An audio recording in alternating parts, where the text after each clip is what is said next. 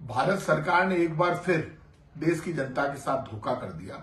Toll कंपनियों के बड़े उद्योगपतियों को फायदा पहुंचाने के लिए आपने टोल की रेट बढ़ा दी।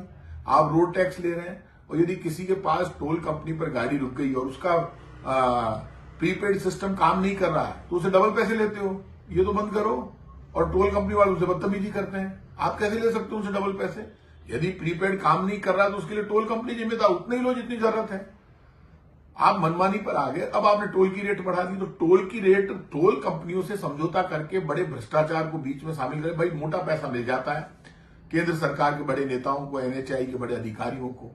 तो national highway authority of India के बड़े अधिकारी झूठी रिपोर्ट बनाकर आज तक दिल्ली हाईवे तैयार नहीं हुआ। जब नितिन गडकरी जी थे केंद्रीय मंत्री तब उन्होंने कहा था, जब नए नए बने, पहली बार इनकी सरकार बनी 2014 में, तो हेलीकॉप्टर से दौरा किया और कहा कि अब ये सारा मैं बना दूंगा हेलीकॉप्टर से। तो आज तक दिल्ली हाईवे पूरा नहीं हुआ।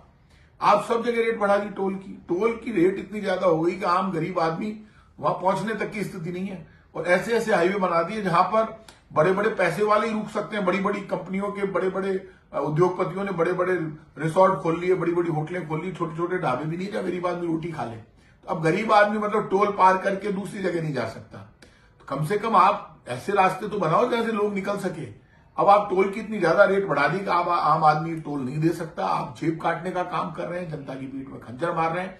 टोल की रेट बढ़ाना सीधे सीधे देश की जनता के साथ धोखा है। जब हाईवे ही पूरे नहीं हुए, दुर्घटनाएं आप नहीं रोक पाए, तो आपको टोल की रेट नहीं बढ़ानी चाहिए थी।